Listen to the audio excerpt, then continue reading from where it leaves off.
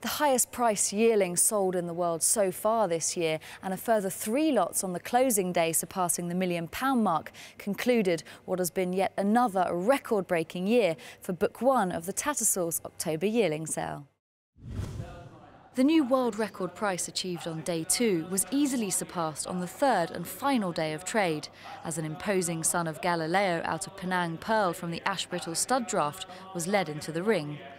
Despite bidding opening at 5,000 guineas, it didn't take long for interest to gather in the half-brother to the King George winner Harbinger.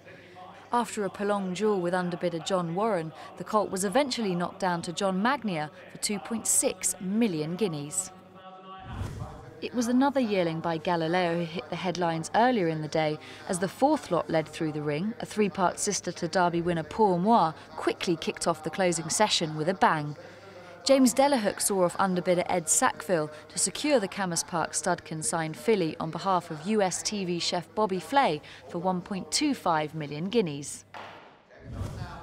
The £1 million mark was broken again when lot 398, a colt by the late Darley sire Street Cry, out of Park Hill winner Miesnar, was sold to John Ferguson for 1 million guineas, setting a new record in the process for the number of 7-figure lots sold at the sale.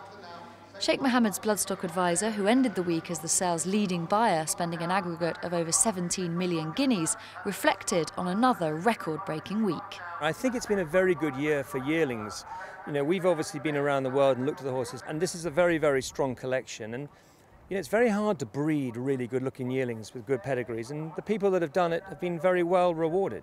So, no, I'm delighted with the horses that we've bought, but a lot of other people have bought some very nice horses as well. Although people often say it's the same old faces, it's great to see the younger generation really getting stuck in. You know, Sheikh Joanne obviously had a great day on Sunday, with Trev winning the Arc for a 2nd time, and here he is reinvesting in the future, and that's what the game is all about.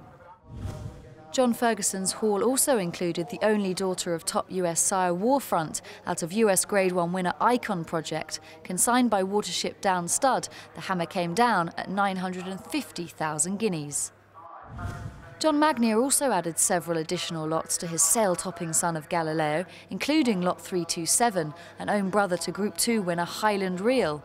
MV Magnier saw off John Warren to secure the Galileo colt for 750,000 guineas.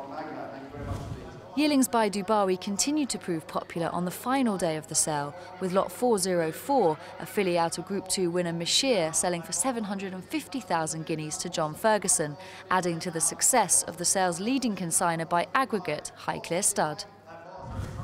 With new records set for another year, the conclusion of Book 1 saw many leading buyers, including agent Tom Goff, marvelling at the strength of trade. I think there's been some spectacular horses here overall, some lovely colts, lovely fillies, and the trade has been once again extraordinary. Started off a little bit quiet on the first day with everyone just watching each other a little bit, but that's often the way at horse sales. Often see that in America and you often see it over here. Yesterday was absolutely, you know, humdinging trade, and the same today, just unbelievable trade. I mean, 700,000 for a poet's voice. I can't remember I saw a price like that for an unproven stallion. That is truly remarkable. The sale ended with an unprecedented turnover of 80 million guineas, setting new highs across the board for Book 1, much to the delight of Tattersalls marketing director Jimmy George. It's been a phenomenal week, to be quite honest. I mean, exceeding all expectations. Last year's Book 1 was extraordinary and set the bar very, very high. We thought we were up against it to try and improve upon that, but the sale has been extraordinary from start to finish. Record turnover, average, median, more 7-figure yearlings at this sale than ever before, and an extraordinary number of 500,000 guinea plus transactions. 38 yearlings made 500,000 guineas or more, which is unheard of. You know, 22 last year we thought was a big figure, but 38 is a measure of the depth to the sale this week. I mean, 6 million guinea plus yearlings at this sale, which is a record in itself. The 2.6 million guinea sale topper, another outstanding son of the peerless Galileo. The highest price yearling in the world this year sold at public auction. That's the 3rd year in a row we've achieved that feat. And yeah, we were just delighted for all the connections. He's a half-brother for the wonderful Harbinger, so let's hope he goes on to perform at a similar level to his illustrious half-brother. We have seen buyers literally from all corners of the world descending on park paddocks this week, drawn by quality yearlings. That's the key to the sale. Every year the vendors from Britain, Ireland, throughout Europe bring some of the finest yearlings you'll find anywhere in the year.